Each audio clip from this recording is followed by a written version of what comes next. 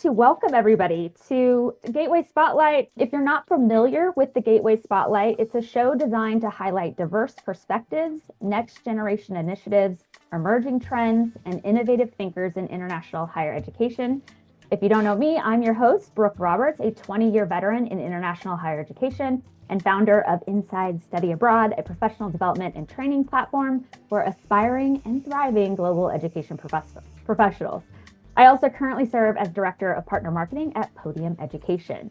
Let me introduce today's topic. I'm such a tech nerd, so I am very excited to nerd out on today's subject. So we're going to be exploring how emerging technologies like AI and automation are transforming international education.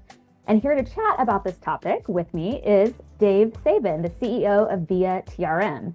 Via is a leading international education software solution for universities to manage every aspect of their global student mobility operations.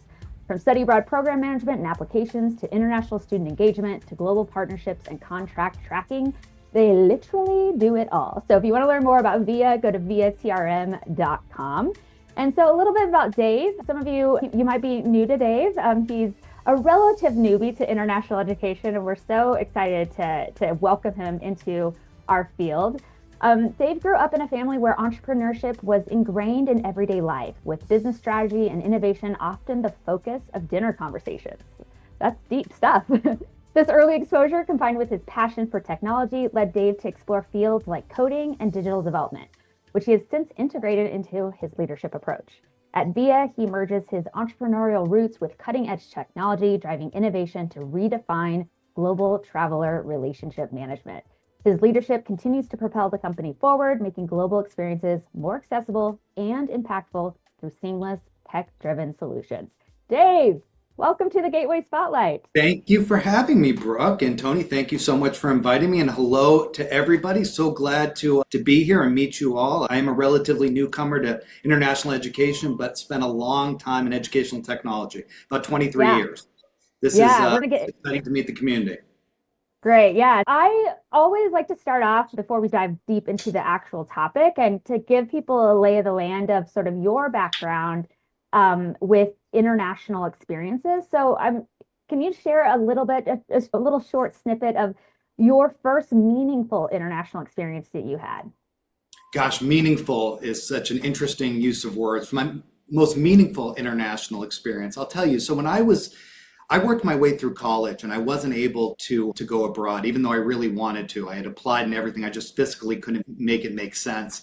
And then when I was older, when I ran my first company, I had an opportunity of doing extensive work in the Middle East, primarily in Abu Dhabi and the United Arab Emirates. And that taught me so much about not only how education is delivered internationally, but the different cultural nuances as well as business applications that exist there as well. And the friends that I made during that experience are still with me to this day. It fundamentally changed the way I think about education and really the way that I think about how educational systems are structured. When you look at state departments and departments of education versus ministries of education, how they move differently and how innovation looks between those two groups is a fascinating experience. That was incredibly meaningful. That's really cool. I have yet to make it to those locations in the world. So you're beating me there. I love that. We might dive into a little bit more of that in the future. If anybody else I want to share a little bit about their meaningful international experience in the chat, I'd love to see those as well. So let's just start with a big question here, and let's just frame where we are as a field when it comes to technology, AI, automation. How do you see that technology has transformed the way international education is managed and delivered over the past several years? A lot. So I think technology has greatly improved our data integrity as well as our consolidation, while freeing administrators with sort of these rote tasks over and over again, the burden of spreadsheets and paper files, to really help them be able to spend time doing what's most important, and that's spending time with students and make sure facilitate that process, advising them through. When I was in school, you had to physically go to the study abroad office. When I said that I was looking at going abroad when I was at school, you had to go there. There were 3-ring binders. There were all kinds of booklets, and you'd manually have to search through these things. And it would take so much time. And you ended up actually just being lost, not knowing where you really wanted. You know where you wanted to go, but you didn't know if your credits were going to be able to transfer. You didn't know any of that information. It's changed significantly. Then when my nephew was in school, you had to sit in front of a computer to do the work on the application. And then mobile-friendly applications like Via came, where you can actually do these by the convenience of a handheld device. That made a huge difference. Another thing that really changed the game for national education is algorithms. And for us specifically, when a traveler is interested in going abroad, they fill out a survey with us. And then we have an algorithm that matches them with experiences based on their needs. So it saves them all the time of going through booklets and looking through all of these things and really using it to make better recommendations. In international education, that has been absolutely transformative at reducing the time that a student needs to spend really thinking about it, and gives them a short list of programs to evaluate. Those are some really big changes that, at least in the last, 4 or 5 years, that we've absolutely seen. Yeah, I think one of the other sides to this as well is, as somebody who was a study abroad advisor, then a study abroad director, the onus on us as the staff to be an expert on everywhere in the world, every culture, every program, every credit that might transfer. It's a lot. That's a lot of information to just kind of keep in file folders and binders, like you said, or even just in digital documentation. It's nice to be able to have a one-stop location. Oh, did we lose you? We did. Now I'm back. Okay. Sorry about that. Sorry, that's okay. And so being able as staff to actually also feel a little less pressure to just be information containers, and can really lean into what we provide as professionals is more about the program development and program design, really getting at a deeper level with students to understand their goals and what they want to get out of an experience, versus having to ask them, well, how many credits do you need for this, and different, more logistical components that are important for sure, but can be automated, like you said, or at least democratized so the information is available for students to find on their own. I'm curious, AI, I feel like it's a very polarizing subject matter. People either love it, want to talk about it all day long, or they're scared of it and, quote, hate it. Or don't understand it, Brooke. Exactly. And I think most people probably in this event are probably somewhere in the middle, where they see the upside, but also are a little concerned with some of the negatives that can come from it as well.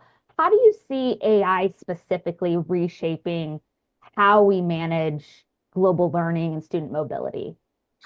Lots of ways. I think that what's happened recently is that AI the generative AIs like ChatGPT and Claude and all of these have taken the front stage, and they've been considered, that's what AI is. That's one small part of AI, is generative, that develops content based on your parameters. But the really interesting work is on large language models and analyzing the written word and then matching based on that, or intelligent algorithms that adjust based on reaction. That's the most interesting things. Now, automation and AI in general will change. In probably 15 years now, will change almost everything. My background primarily is in academic assessment, specifically in computerized adaptive testing, which is one of the oldest algorithms that was brought in education. It makes tests faster and more accurate. And even though that came out in the 70s, it's still, the SAT just went to it this year. So it shows you how long our academic process is of validating new technology. So that took a very long time. But now the tools are so commercially available that people can access them easily and create amazing things. And so I think we'll see it impact learning, make learning more effective and more efficient. From a pedagogical or andragogical approach, one of the most amazing things is being able to replicate a one-to-one tutoring experience. We know that has incredibly more positive outcomes on academic progress than a lecture format. That's impossible to do at scale before AI. AI can do it at scale, can meet where you are with your deficiencies, interact with you, and tutor you to be successful. And the craziest thing is that we saw this impact a group like Chegg last year that was doing so much work with tutoring. And then when ChatGPT came on the market, it fundamentally disrupted their business model overnight. Hmm. Yeah. Amazing. So Yeah. that is one of the ways that we'll see education and delivery of learning change dramatically, not just from text, but video that changes, audio that changes, all of those Mhm. things to really engage the learner. I'm I want to add to this a little bit because last year, if you all want to go back to some previous episodes of the Spotlight, we did a session specifically on AI and focused on a few organizations that how they're leveraging AI.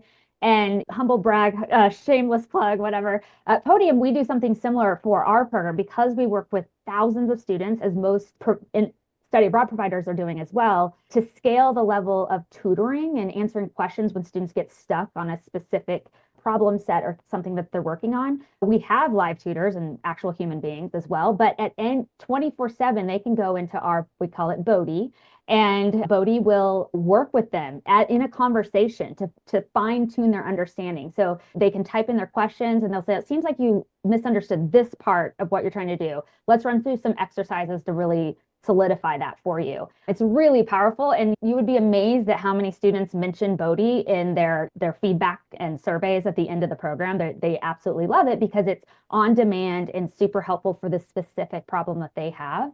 I think that where we can see that in study abroad coming too, and I think a lot of offices are probably already doing this in some regard. Think about a study abroad office that has a lot of student advising coming through the door, literally or Mhm. figuratively on a Zoom call. But what would that look like if you detached advising from a time slot?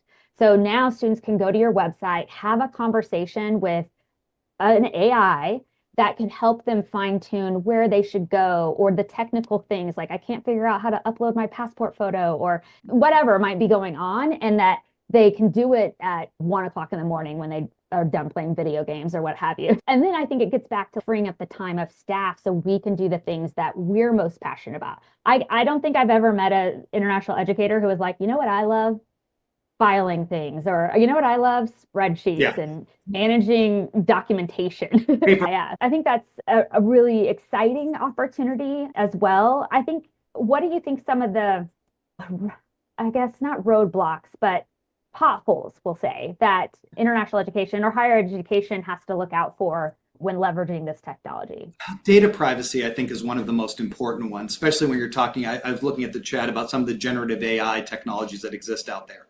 If they are public, what the data security looks like. So whether that should be really first and foremost is in the world that we live in, where security and data security is paramount, making sure that the data is protected, that it's secured, that it's not shared, because you're dealing with sensitive personal identifiable information in those chats. So we have to make sure that's secure. That's one of the big things for international education that's really important to look out for. That's something when we're building new technologies and integrating artificial intelligence or intelligent algorithms, that is one of the fundamental parts that we look at is where's the data, how secure is the data, make sure that it's not on a public cloud somewhere where anybody can access. That's a really important thing for international education. Also, how folks are using it within your office as well. Only about 40%. That actually isn't only. That's a pretty large number of people in the U.S. actually use ChatGPT. So there's still about 60% that really don't. But if you have that 40%, understanding that they're not putting sensitive data out into the cloud somewhere is a really big important thing. Mm-hmm. No, I think that's a really good point, especially with dealing with FERPA and other compliance things for student immigration visas. Sure. All of that is super important to keep that secure and accurate, right? Any Right. advisor can log into the system and know that it's accurate. I think, and I want to get to some of these comments, and Autumn called me out. I have met those people who love their spreadsheets. Okay, fine. People might love spreadsheets, but they probably are more excited to design a program to Iceland or something. Yeah.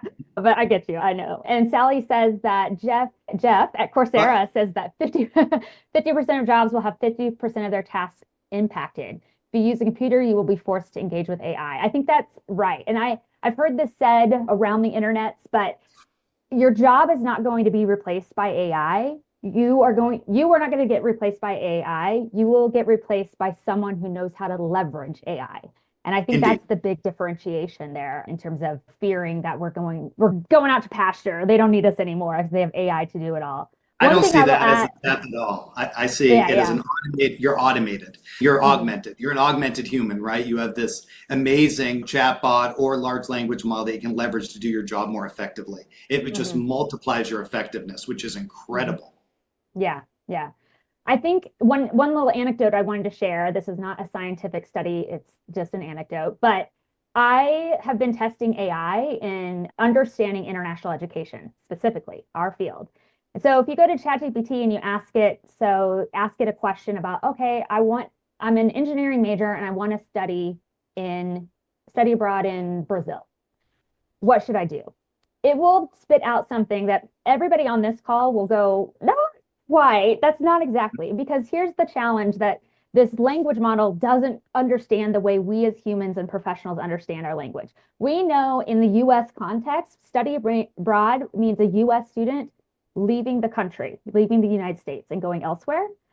But a study abroad student can also be a Brazilian student coming to the United States or going to England or what have you. And the language model can't differentiate that term and understand the perspective that you need advice from. So unless you or a student is so savvy and then can differentiate all these components, you're going to get something that is for a US student, for an international student. It'll start talking about J1 visas and you're like, wait, that's not the right thing.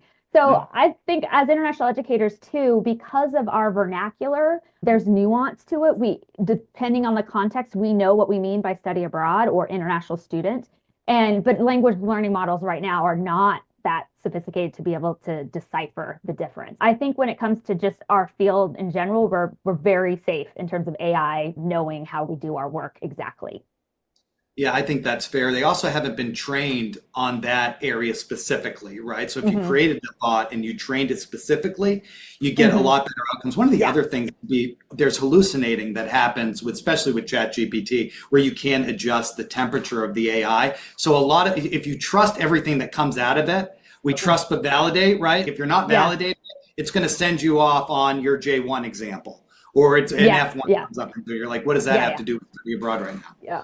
Yeah, yeah, I think that's true. And Sally said she got a prompt engineering specialization and it Yeah. turbocharged her effectiveness. That's awesome. Sally, if you don't mind, if you want to drop the link to that training that you went through or one that you recommend, I think everyone would love to learn more about that. I think that's key.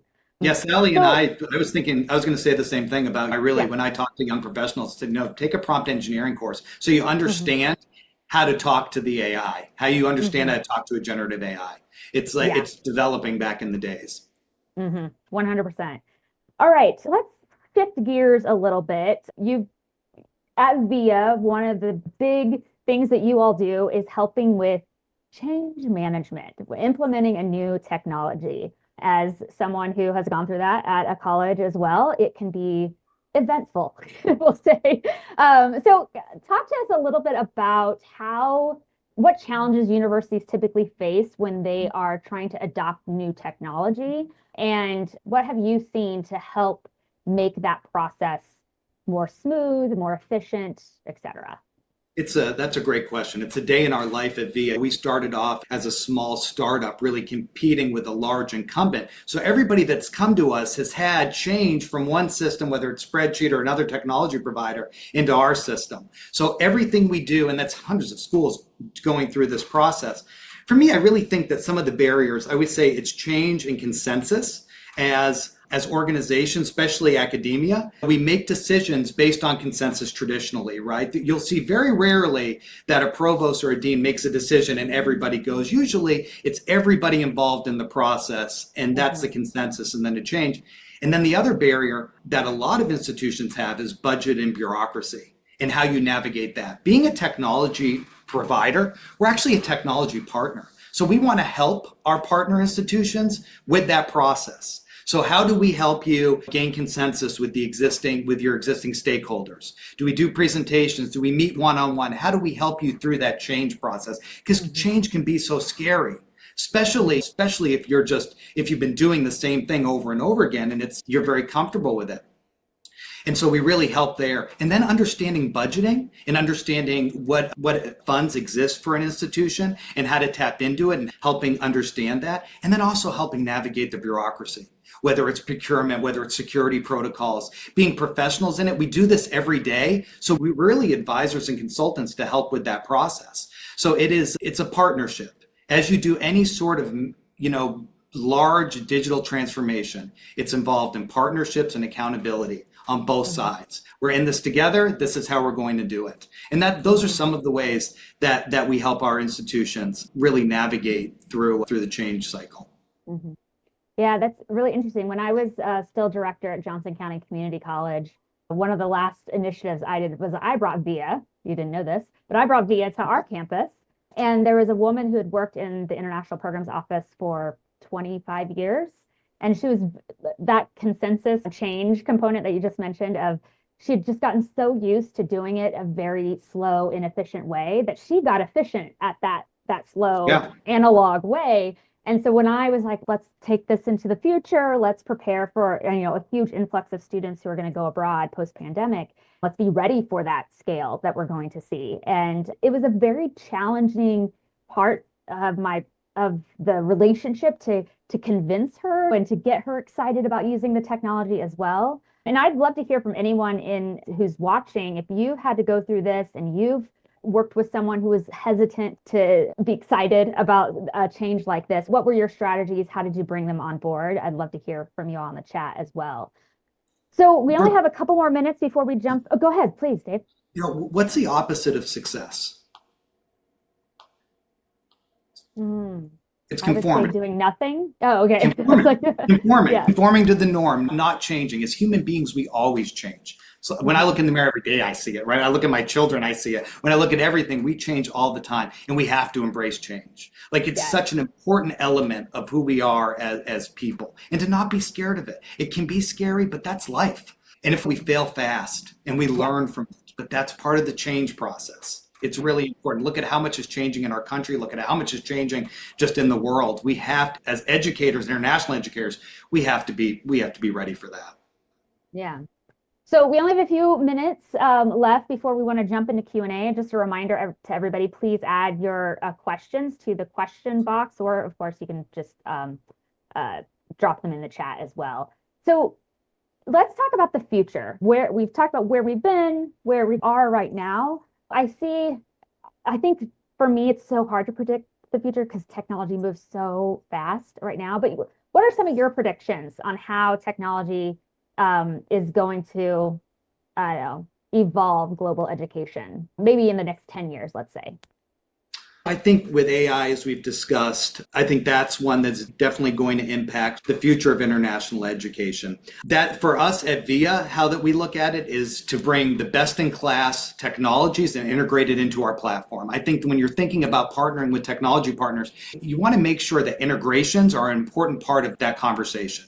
It's about bringing best in class services into one platform and being able to consume it. That in CRMs, you see it throughout business applications. That isn't even really future focused. That's like now, but that will continue. So if there's best in class application integrated into your current solution so that you have data in one place and you can trend the data and be able to look at the data and make decisions based on it. So those are integration and automation and AI are where I see the future. Yeah, I think that's great. Yeah. My prediction is maybe, I don't know, I think it'll be cool, but I think some people will think it's scary. And this is being recorded, so I'm happy to be wrong as well. But I think in 10 years, because technology is a democratization of information and knowledge, that the university degree and the university experience as we know it today is going to not be that one package deal. I think students, the learning and preparation for the next phase of life and what they do post high school, for instance, is going to be more of a mishmash of experiences and certifications and licensures and classes and things that all come together to create the package of a student. And the professional portfolio. Yeah, exactly. And it'll be less about, did you do these prerequisites and did you check these boxes for a degree, but it'll be more about, did you craft a portfolio of experiences and knowledge and skills that are going to make you successful in a variety of fields going forward. And I think for international education specifically, that means that we are probably going to have to open our doors to a broader slew of human beings who might not be that traditional college enrolled student, but who want to engage in an international experience as part of their portfolio. And I don't know, that is where I see it. It's not exactly related to technology, but I think because technology is going to make all of this just so open and so democratized that there's no more gatekeeping. A student can learn anything. Exactly. So I think it'll be interesting. One thing I would add to it, Brooke, is that with the certifications, I ran the National Health Career Association for a period of time. And one of the things that we did was integrating certification into curriculum so that when someone came out, when they graduated, they had multi-tiered certification as well as their diploma, made them a lot more attractive for for employment. And I think that we'll see that kind of across the board where bachelor's isn't good enough now. What do you have for multi-tiered certifications? Especially if we think of fields like technology.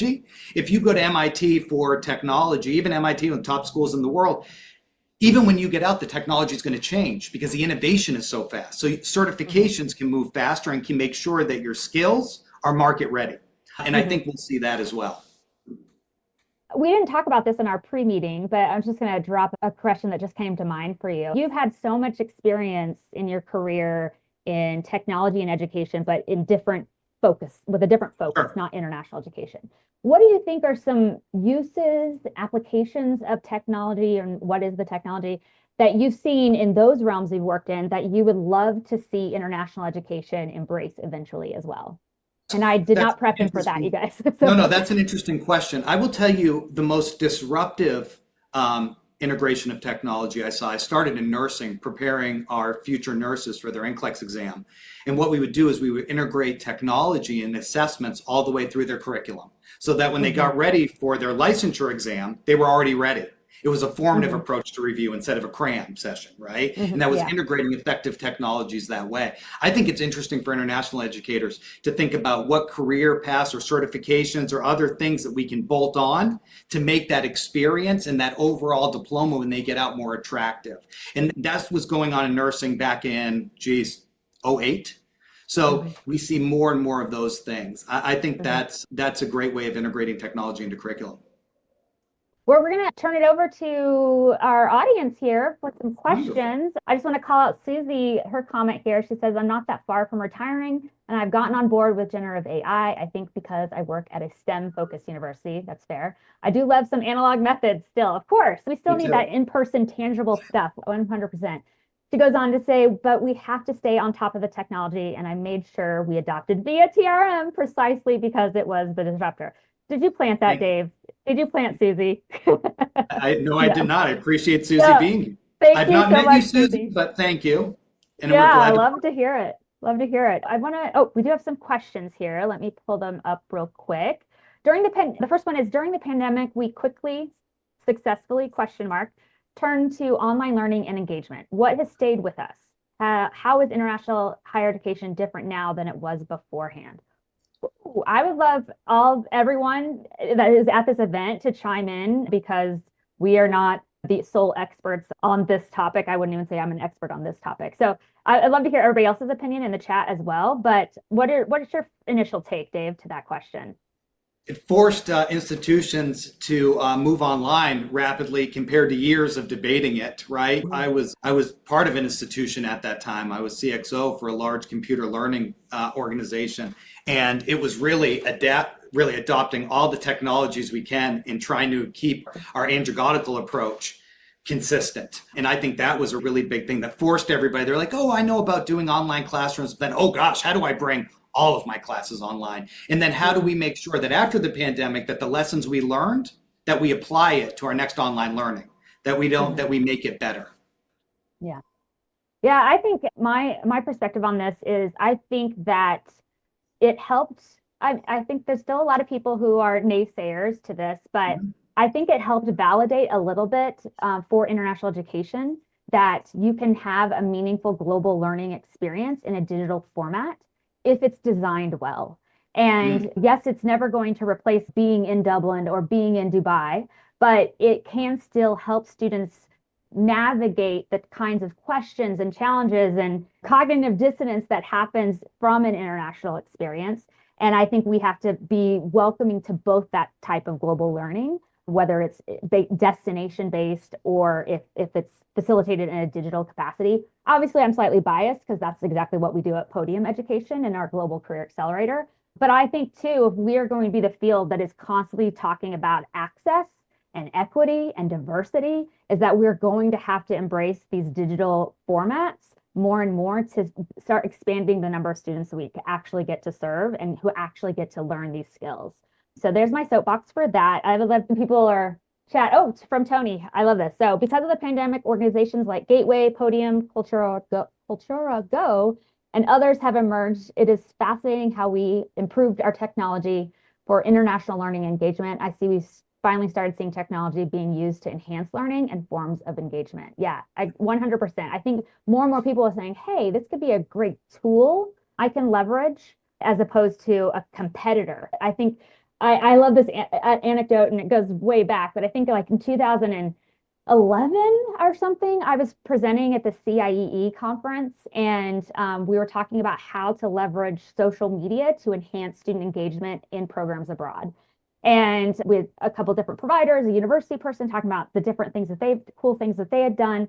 And we got some rave reviews in the feedback forms, but we had one, and of course that one has stuck with me to this day. And the person wrote, "This is the most terrifying session I have ever attended in my 25-year career in international education."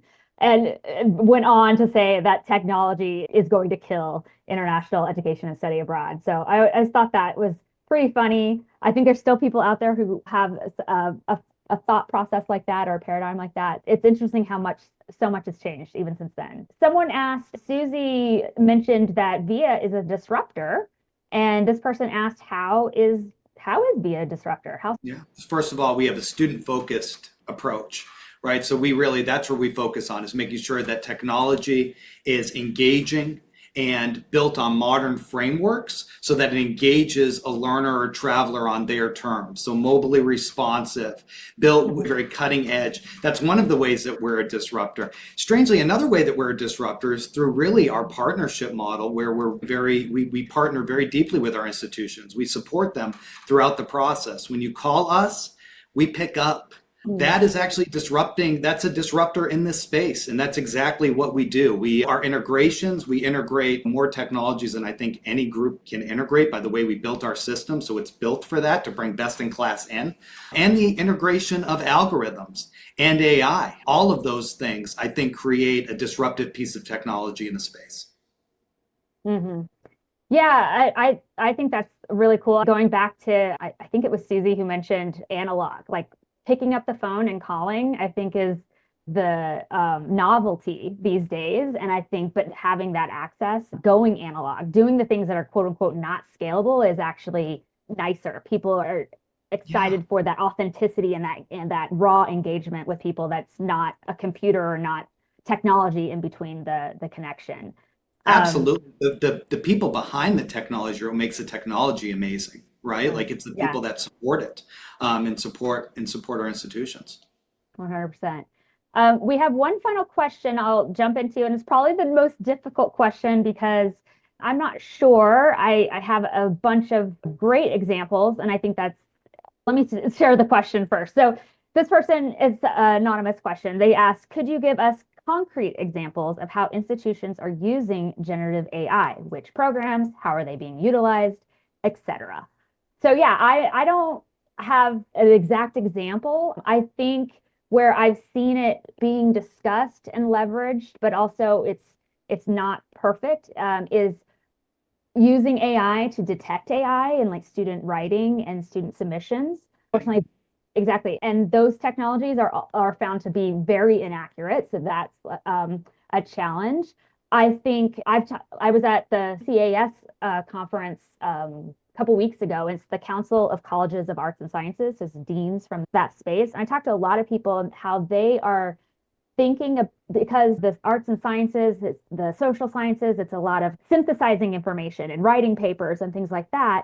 And how can they prepare, instead of ignoring AI, how do they integrate it so that it makes students just even better at and more knowledgeable about their specific subject matter that they're studying. And so some are developing like a first year required course that's like technology understanding or something like that. But it's the kind of thing that we had to do in like the early 2000s, late 90s, was like how to use the internet. So I think we're going to be embracing those same types of courses being developed for students so that they know how to leverage AI in a responsible way.